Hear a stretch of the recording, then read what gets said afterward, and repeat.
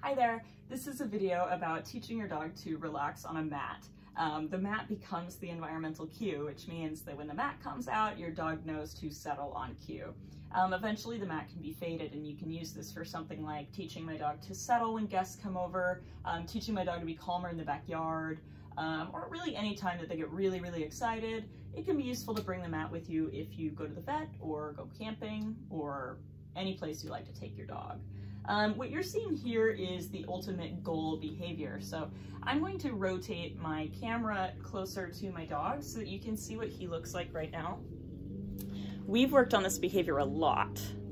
So what he's doing is just laying relaxed on this mat as a default behavior. I didn't cue this or anything. I just took the mat out. He knows what to do. You'll notice that this is not an obedience down position like this. There's our obedience down. Instead, I want something that looks more like a relaxed position, like that. So what you want is your dog kind of more or less in a C shape, or in whatever position your dog actually tends to naturally relax in. Another common position that dogs relax in is flat, like this. So a couple different ways that we're gonna get there. First, I like you to have a harness and a collar and a leash that is clipped to both the front clip of the harness and simultaneously the collar.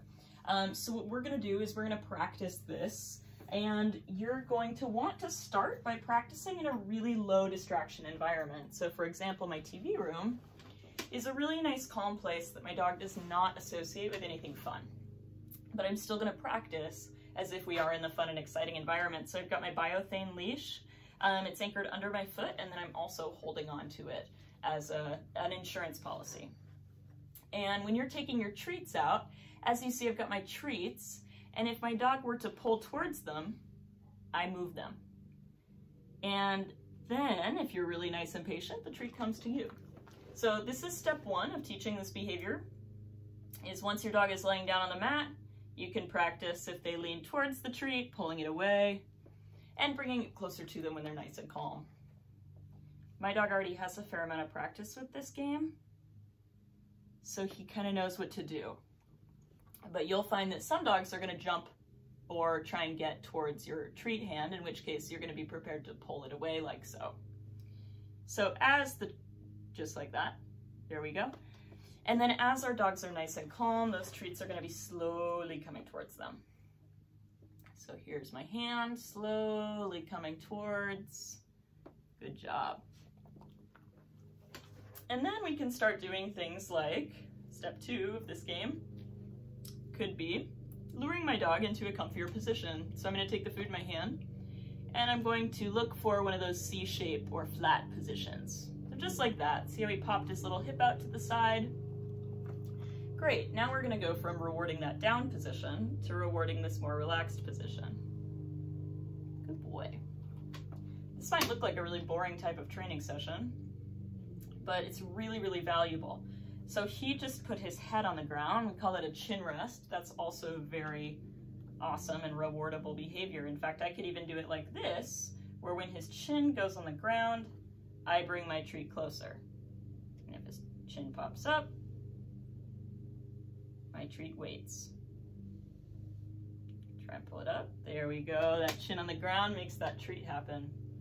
So that's a great way of doing this too, is waiting for your dog to offer naturally more and more calm behaviors. So most dogs will do something like rest their chin on the ground like so, or maybe do a heavy sigh. Those are all things that you want to reward when they happen.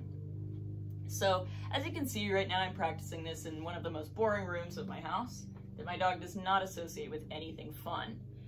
Next step would be taking this to a more exciting environment, like maybe my kitchen. And from there, we might do something like the front porch, the backyard, or slowly up the distraction level.